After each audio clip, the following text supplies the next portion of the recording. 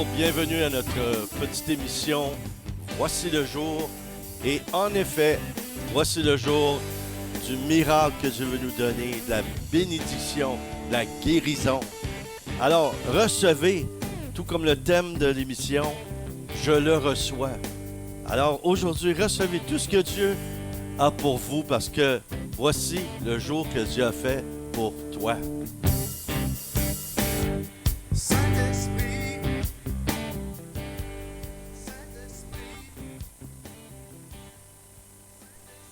Donc, bienvenue. Et aujourd'hui, évidemment, que nous sommes dans la période de Noël et je vous souhaite déjà ce joyeux Noël. Et s'il y a quelqu'un qui ne vit pas ce joyeux Noël, mais que la joie vienne dans ton cœur aujourd'hui, que tu puisses être rempli de la joie du Saint-Esprit, la joie du salut, parce que c'est pour ça qu'on souligne Noël. C'est pas la date qui est le plus important, parce qu'on sait que Jésus n'est pas né le 25 décembre, mais on souligne Noël le 25 décembre. Alors, joyeux Noël à chacun. J'espère que vous vivez bien la période des fêtes à travers tout ce qu'on vit actuellement.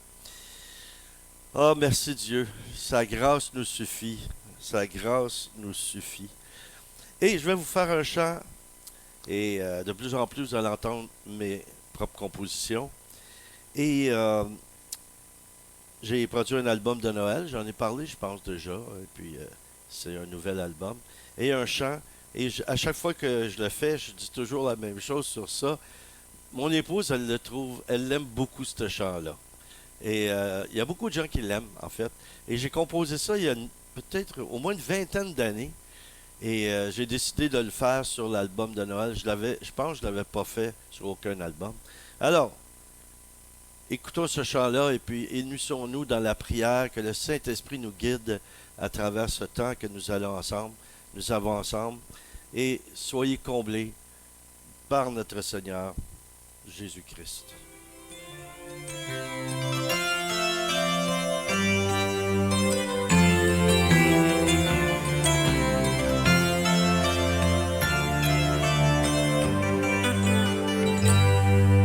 Il est né, il y a maintenant 2000 ans, dans ce petit village qui s'appelle Bethléem.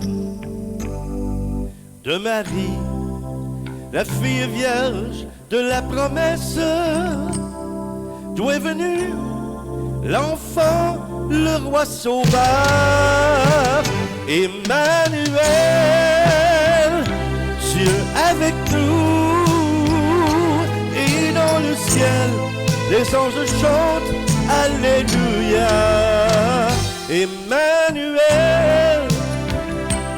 Dieu avec nous. Et dans le ciel, les anges chantent Gloria.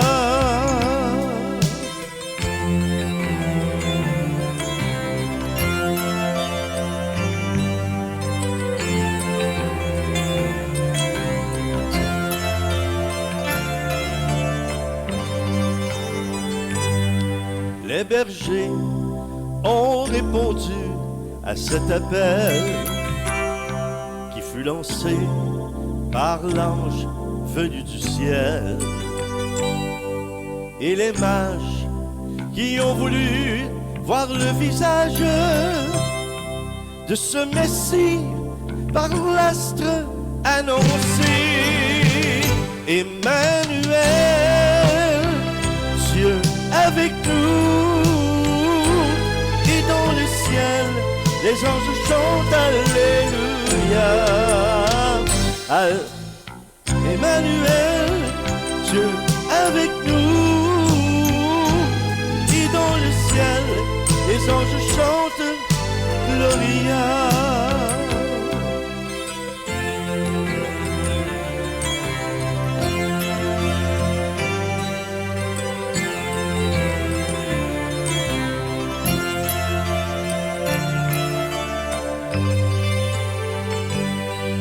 Saint Joseph qui veille sur la mère et l'enfant, dans le silence médite dans son cœur la mission de devenir l'image du Père pour Yeshua, l'enfant, le roi sauveur. Emmanuel, Dieu avec nous, et dans le ciel, les anges chantent Alléluia. Emmanuel, Dieu avec nous, et dans le ciel, les anges chantent Gloria. Emmanuel, Dieu avec nous, et dans le ciel, les anges chantent Alléluia. Emmanuel, Dieu avec nous, et dans le ciel, les anges chantent Gloria.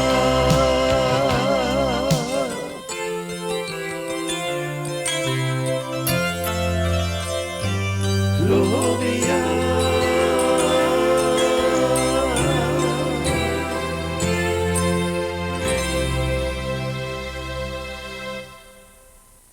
Emmanuel, Dieu avec nous. Il y a beaucoup de gens qui savent pas ça, que Noël, c'est comme une abréviation justement on l'appellera Emmanuel. Hein, il sera appelé Emmanuel le Sauveur. Aujourd'hui, je vais vous parler du vrai sens de Noël. J'en ai parlé dans d'autres directs, dans d'autres endroits, dans certaines églises, à l'église dont je fais partie. Et j'ai pensé que, parce que c'est pas tout le monde qui écoute ces diffusions-là, ou d'autres diffusions auxquelles je fais partie, alors j'ai pensé vous partager ce message-là. Il est un peu différent. Il est un peu différent. Mais c'est tellement important de réaliser que l'importance justement de réaliser que Noël, c'est pas une fête comme les autres. C'est une fête, oui, c'est une fête pour les chrétiens qui célèbrent leur Sauveur, leur Dieu. Mais en même temps, il y a beaucoup de gens qui réalisent pas ça et qui fêtent Noël et qui, moi des fois je pense, il y a toutes sortes de fêtes, il y a des gens de toutes sortes de religions. Qui fêtent les fêtes chrétiennes ou qui ont des journées de vacances ou des jours fériés où ils ne travaillent pas, mais ce sont des fêtes chrétiennes, mais ils ne sont pas chrétiens. Alors, moi, c'est une idée qui m'a passé dans la tête comme ça. Je me suis demandé s'il ne devrait pas y avoir une loi qui fait que c'est seulement ceux qui peuvent, c'est étrange ce que je veux vous dire, je sais, là, mais qui peuvent prouver que oui, je suis un chrétien et je vis ma foi. C'est pourquoi je peux fêter Noël. Mais tous les autres qui vivent pas vraiment leur foi et tout ça, mais pourquoi qu'ils fêtent ça? Ils fêtent quelque chose dont ils ne connaissent pas vraiment la signification. Si on demande à quelqu'un, c'est quoi Noël? Ils vont dire, ah, c'est la fête de Jésus. Ben, ouais, la fête de la naissance de Jésus, mais est-ce qu'il est venu naître dans ton cœur à toi? Parce que c'est ce qui veut venir naître dans nos crèches intérieures où c'est pas toujours magnifique, ça sent pas toujours bon, c'est pas toujours beau. Mais c'est ça. Dieu il est venu lui-même, est venu naître sur cette terre pour être là, pour nous donner, nous apporter le salut et nous racheter et reprendre ce que nos ancêtres Adam et Ève ont cédé au diable, l'autorité en fait. Il est venu reprendre cette autorité-là. Alléluia. Donc, je vais faire ça comme ça. Ouais, le vrai sens de Noël. Il y a un homme de Dieu qui, il y a des années de ça, c'est un prêtre charismatique, là, qui avait composé un chant que je trouve tellement beau. On l'entend presque plus, ce chant-là. C'était dans les années 80, ça, c'est dans le vieux temps. Hein, c'est dans l'ancien temps. Et il s'appelle Robert Lebel, puis ce chant-là était tellement beau. C'était sur Noël et ça s'intitulait, ou ça s'intitule plutôt En oubliant l'enfant. Il y en a qui le connaissent. Mais les textes qu'il y avait là-dedans, c'était magnifique parce que, bon, ça parlait un peu que les gens ils mettaient des cadeaux en dessous de l'arbre, puis Bon, l'idée du chant, c'était, le refrain nous disait, en oubliant l'enfant, on a bercé de l'or, en oubliant l'enfant, on a adoré nos présents ou les présents. C'était comme tout était centré sur les cadeaux plutôt que sur la fête réelle de souligner le sauveur de l'humanité. Et il disait aussi, les gens prenaient un repas, on était tous à table, puis pendant ce temps-là, il y avait des clochards qui fouillaient dans les poubelles. C'est ça un peu qu'on réalise pas parfois. Nous, on est bien, on oublie. Il y a des gens qu'on oublie, un peu comme la fameuse chanson traditionnelle que j'ai mis sur mon album, justement, un de ces chants-là. Les enfants oubliés sont dehors, ils n'ont rien. Les itinérants, toutes ces personnes-là. Oui, les Québécois, on est très généreux, on aide à beaucoup de causes, mais c'est un peu comme à l'occasion. À Noël, le reste de l'année, peut-être qu'on n'en fait pas, on n'en fait pas autant, on devrait en faire un peu plus. Bon, je m'inclus là-dedans, hein, je vise pas personne en particulier, là. Mais c'est un peu ça, c'est un peu triste. Nous, quand on est bien, on oublie vite. Écoutez, même nous, je vous dis ça comme ça, là, c'est pas pour essayer de vous soutirer de l'argent, mais là, on est après Noël, en fait. Mais souvent, les ministères sont comme oubliés. Les gens, ils font des dons toute l'année. Quand on arrive à des fêtes, Noël, Pâques, etc., il y a une diminution. Parce que les gens, ils se rendent pas compte de ça, mais je sais que c'est un fait. Ils vont prendre de l'argent, ils vont faire des cadeaux et tout ça, puis là, ben nous, on passe à côté. Mais c'est pas un reproche, c'est juste pour vous dire que des fois, on pense pas à ça. De la même façon que les gens qui sont dans le besoin. Puis nous, pour les aider à répondre pour nous aider à répondre à leurs besoins, ben nous, ça nous prend quelque chose aussi pour être capable de répondre à ça. Alors, le vrai sens de Noël, dès la naissance de Jésus est entourée de controverses dès le début. Tu sais, dans Matthieu et Luc 1 et 2, qui racontent le récit de la Nativité, on fait mention qu'il a été conçu du Saint-Esprit et né de la Vierge Marie, afin que Jésus soit pleinement homme et pleinement Dieu. Il fallait qu'il ne soit pas conçu naturellement.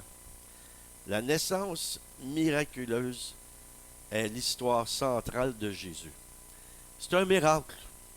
Une jeune femme vierge qui est enceinte. Et c'est Dieu qui a mis la semence pour que Jésus vienne. En fait, le Père, il est venu lui-même en Jésus. Les prophéties de l'Ancien Testament, dans Isaïe 7, 14, il dit qu'une vierge concevra et enfantera un fils. Et dans Matthieu, on voit, Matthieu, premier chapitre, versets 22 et 23, il est mentionné spécifiquement que cela s'est accompli en Jésus. Dans Isaïe 9, versets 6 et 7, on fait mention de son nom particulier. Verset 6. Car un enfant nous est né, un fils nous est donné, et la domination reposera sur son épaule. On l'appellera admirable, conseiller, Dieu puissant, Père éternel, prince de la paix. Voyez-vous, ça nous fait comprendre que Jésus et le Père, en fait, c'est deux caractéristiques différentes, mais c'est la même personne. C'est pour ça quand on parle de la Trinité, le principe de la Trinité, parce que c'est pas écrit Trinité dans la Bible, mais c'est pour expliquer ce mot-là, c'est pour expliquer qu'il y a un Père, un Fils et un Saint-Esprit. Ils sont trois en un. Dans le verset 7 d'Isaïe, ça dit, pardon, chapitre 9, verset 7, oui. Donner à l'empire de l'accroissement une paix sans fin au trône de David et à son royaume. L'affermir et le soutenir par le droit et par la justice, dès maintenant et pour toujours. Voilà ce que fera le zèle de l'Éternel des armées.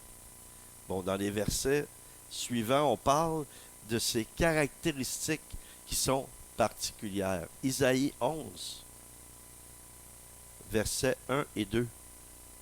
Et moi, je vais vous dire une chose. Par rapport à la foi catholique, ce qui a été enseigné, et ce qui est enseigné par rapport à ce qu'on appelle la confirmation. La confirmation, en fait, c'est comme la confirmation que quand tu as été baptisé enfant, que le Père, le Fils, le Saint-Esprit viennent habiter en toi, tu deviens enfant de Dieu. Bon, en tout cas, ça a été, c'est pas nécessairement, c'est pas basé sur la parole de Dieu en tant que telle, parce que dans les actes, et on voit les baptêmes euh, les- qui sont faits, ce sont des adultes. C'est des gens qui saisissent et qui comprennent les gestes ou le geste qu'ils sont en train de poser quand ils se font baptiser par immersion. On voit ça, Jean-Baptiste aussi, qui prêche le repentir, et puis les gens se font immerger dans l'eau. Immerger dans l'eau. Euh, et puis, pourquoi je vous dis ça? C'est parce que vous allez reconnaître ceux qui sont catholiques ou ceux qui étaient catholiques avant, et quand ils ont vécu le sacrement de confirmation, on leur dit qu'il y a 7 dons qu'on reçoit. Mais en fait, les dons sont dans 1 Corinthiens 12 qui sont 9 dons. Et que les catholiques ont mis dans les Bibles de Jérusalem. Au lieu de mettre le mot don, ils ont mis le mot charisme. Mais c'est pas la même chose. Parce que dans 1 Corinthiens 12, ce sont les dons du Saint-Esprit. Et dans ce que je vais vous lire, Isaïe 11, 1 et 2, vous allez reconnaître ça. Parce que j'ai donné beaucoup de séminaires sur les dons de l'Esprit avec la pratique, là, mise en pratique. Et je posais la question à ceux qui étaient là. Il y en avait plusieurs qui étaient catholiques. Et puis je demandais à tout le monde de répondre, selon vous, combien y a-t-il de dons de l'Esprit?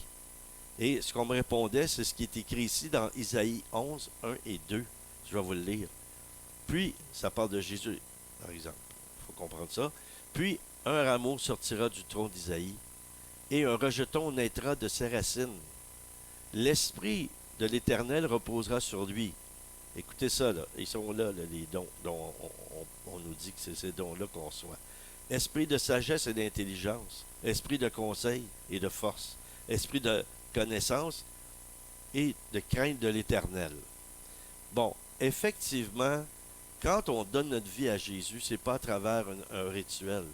C'est une conversion. Quand on a une conversion, c'est pas un rituel. C'est une manifestation surnaturelle de la grâce de Dieu qui vient nous racheter d'une façon où on peut même le ressentir et puis que ça change notre vie. C'est comme Dieu vient sauver notre esprit. Mais notre âme, elle est à sauver. C'est pourquoi que l'apôtre Paul a dit travailler à votre salut.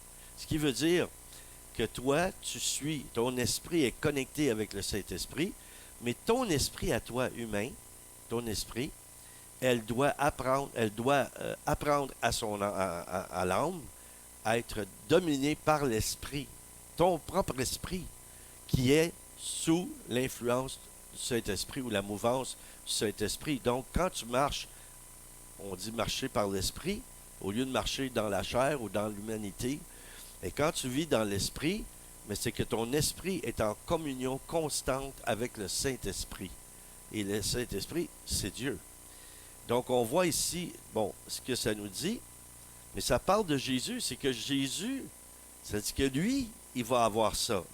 L'Esprit de l'Éternel reposera sur lui. Quand il est allé au Jourdain, il a été baptisé par immersion par son cousin Jean-Baptiste, ou Jean le Baptiste. Les cieux sont ouverts, et sous la forme d'une colombe est venu le Saint-Esprit, et la voix du Père se fait entendre, voici mon Fils bien-aimé, en qui j'ai mis tout mon amour. Bon, ma joie, toutes différentes versions, là. Ma, ma complaisance, etc. Et là, on voit que c'est ça, l'Esprit repose. L'Esprit de l'Éternel reposera sur lui. C'est pour ça que l'Esprit est venu sur Jésus. Et vous savez, il y a une différence entre l'Esprit sur quelqu'un ou l'Esprit en quelqu'un. On parle du Saint-Esprit, évidemment. L'Esprit sur quelqu'un, quand on dit le Saint-Esprit est venu sur moi, ou c'est que le Saint-Esprit, quand il vient sur quelqu'un, c'est pour sa mission. Et c'est pourquoi que Jésus, quand il a été baptisé, tout de suite après, si on lit, on voit l'Esprit l'a poussé au désert pour y être tenté. Alors, il est allé vivre sa formation. Et comme on le sait, le diable est venu à la fin parce qu'il il jeûnait et puis il était plus faible. Puis c'est là, souvent quand on se sent plus faible ou on est plus faible, le diable essaie de venir nous attaquer. Bon, alors je continue sur le fait que l'Esprit du Seigneur ou l'Éternel reposera sur lui. Esprit de sagesse et d'intelligence, Ici, on ne parle pas de la sagesse comme la sagesse humaine, là. C'est une sagesse qui dépasse justement l'intelligence. Ici, ça dit et d'intelligence, mais c'est l'intelligence du cœur. C'est pas juste l'intelligence naturelle. Esprit de conseil. Avant, je vous ai lu qu'il était appelé admirable conseiller, hein, merveilleux conseiller. Et souvent, on va attribuer ces mots-là au Saint-Esprit, qui est le consolateur, le conseiller. Euh, et de force, donc c'est la puissance de Dieu. Esprit de connaissance. La connaissance, ça fait partie des dons du Saint-Esprit. Le don de connaissance, c'est que Dieu a toute la science, la connaissance, et il va révéler par son Saint-Esprit à des humains, à des gens comme nous. Et comme Jésus l'utilisait aussi, la même chose quand il était humain sur la terre, il trichait pas parce qu'il était le Fils de Dieu, là. Il voulait que l'expérience soit complète en l'expérimentant, ce que nous on vit. Donc le Saint-Esprit va te révéler des choses mystérieuses ou des secrets pour ta propre vie ou sur la vie de quelqu'un d'autre, mais c'est toujours dans le but d'aider, d'être une bénédiction, mais de libérer au nom de Jésus ou de guider quelqu'un. Alors ça, Jésus est décrit ici que lui, il a tout ça. Hein, il va avoir tout ça. Ça, c'est Isaïe qui prophétise l'avenue du Messie, de Jésus. Et quand il vient, qu'il aura ça. On pourra le reconnaître à ça. Et ce que je trouve intéressant, c'est ceci. Il aura la crainte de l'Éternel. Nous, on a vraiment besoin d'avoir plus la crainte de l'Éternel. Je crois. Et ça, ça fait qu'on devient plus flexible, on marche plus dans l'humilité, etc. C'est une belle grâce que Dieu nous donne. Il nous l'a donné. Mais on peut avoir un coffre d'outils et pas l'utiliser. Hein, je me souviens, l'humoriste bien connu, Yvon Deschamps, quand il parlait de son adolescent, il voulait pas que son adolescent touche à ses outils. Et puis, il disait ça, puis c'était drôle. Il disait, j'ai dit à mon fils, tu touches pas à mes outils. Même moi, je touche pas. Comprenez-vous? Donc, c'est un peu ça. Il y a des gens qui ont un coffre avec les dons, avec des bénédictions, et puis, ils s'en servent pas. Ou ils savent pas s'en servir. Donc, c'est pour ça, le Saint-Esprit peut te révéler des choses, mais c'est pour ça qu'il faut que il y ait des gens qui enseignent. Tu sais, on pense, OK, il y a un verset qui dit, il va venir un temps où on n'aura pas besoin d'être enseigné, le Saint-Esprit va nous parler directement de ça. Oui, bien, c'est déjà comme ça. C'est déjà comme ça, mais ça ne veut pas dire qu'on n'a plus besoin du ministère d'enseignant. Des appuis bibliques sur ce que je vous dis. Dans Matthieu, il est spécifié que Jésus est le Christ, le Messie, le fils de David, qui signifie le début du royaume de Dieu. Parce que c'est ça qui est venu apporter Jésus. Le royaume de Dieu en nous. Jésus accomplit la prophétie d'Isaïe, né d'une vierge dont la parole de Dieu accomplit aussi dans les paroles mentionnées, Emmanuel, Dieu avec nous. Et comme je disais, nous, on dit Noël, mais ça veut dire Emmanuel, Dieu avec nous. Dans Matthieu, premier chapitre, versets 22 et 23, tout cela arriva que s'accomplit ce que le Seigneur avait annoncé par le prophète. Voici la Vierge sera enceinte, elle enfantera un fils, et on lui donnera le nom d'Emmanuel, ce qui signifie Dieu avec nous.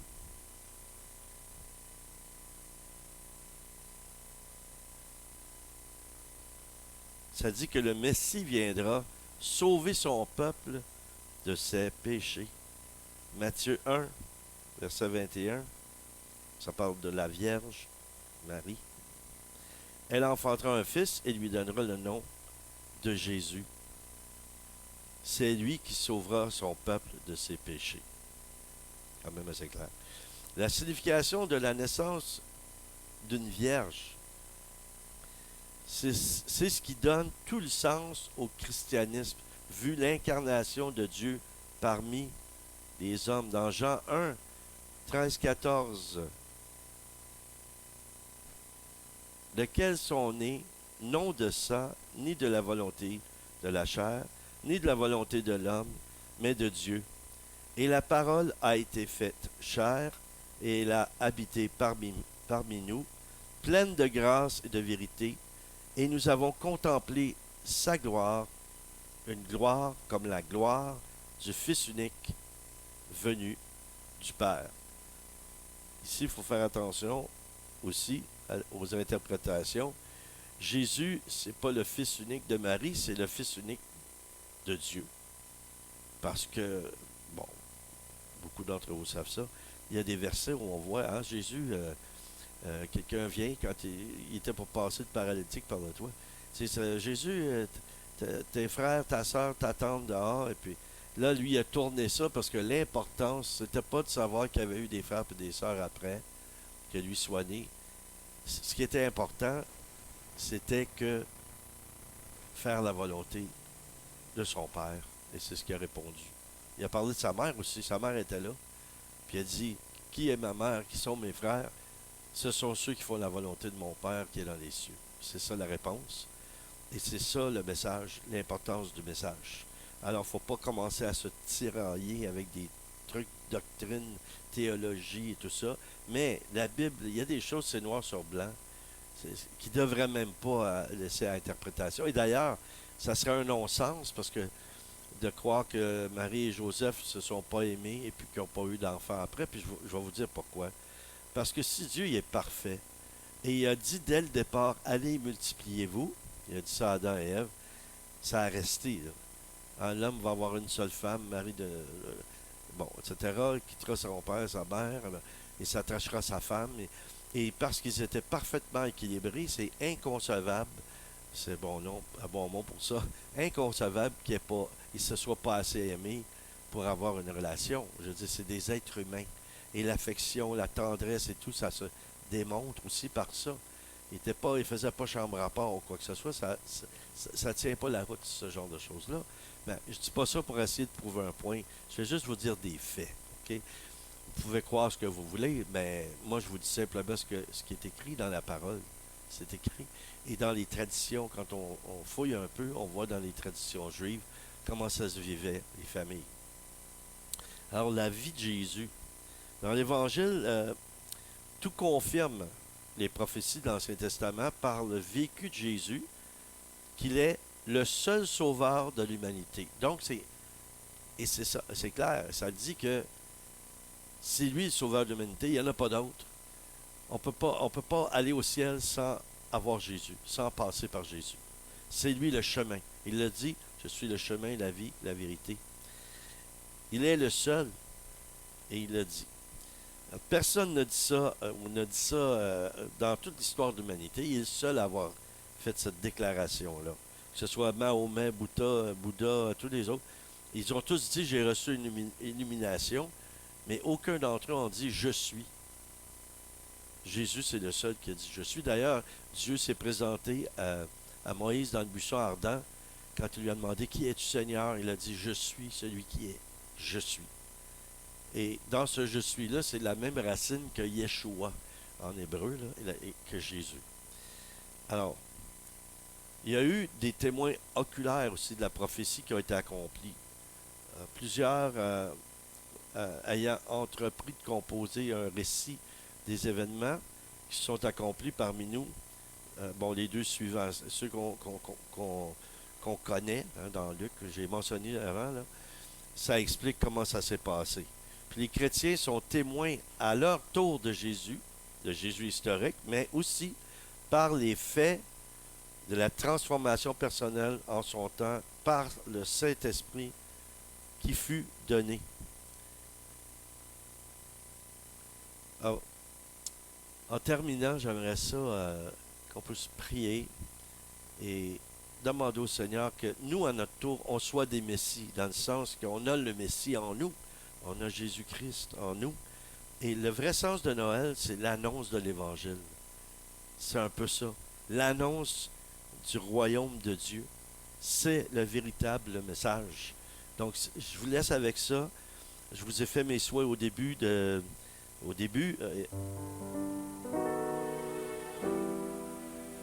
Et puis, que le Saint-Esprit nous éclaire et fasse de nous des vrais témoins dans nos familles et partout où nous allons pendant ce temps.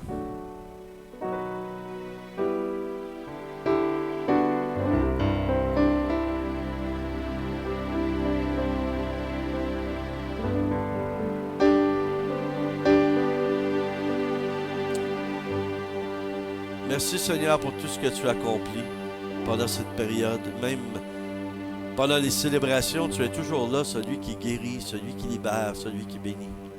C'est ce que j'appelle sur chacun qui écoute en ce moment.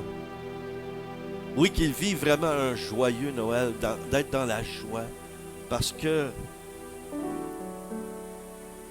tu es là, Seigneur.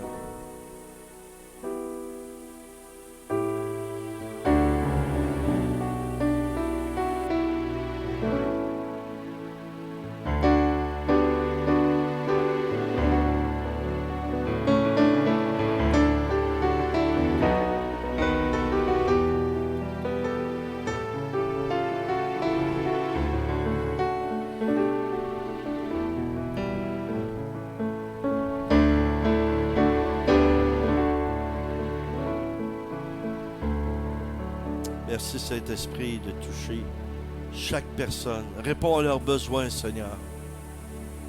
Délivre les cœurs. Ceux qui sont enchaînés parfois dans les familles, il y a des pardons non accordés. Il y a des disputes, des discordes. Seigneur, viens mettre ta paix. En ce jour, en cette semaine, nous te célébrons et nous soulignons ta naissance. Paix aux hommes de bonne volonté.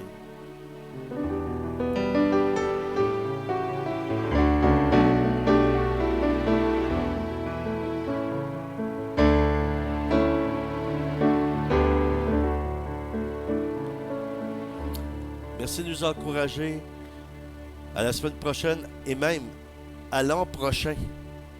Gloria,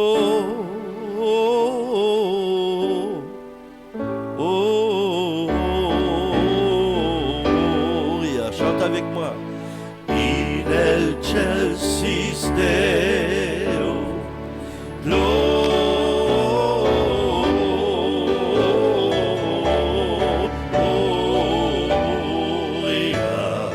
in excelsis Deo.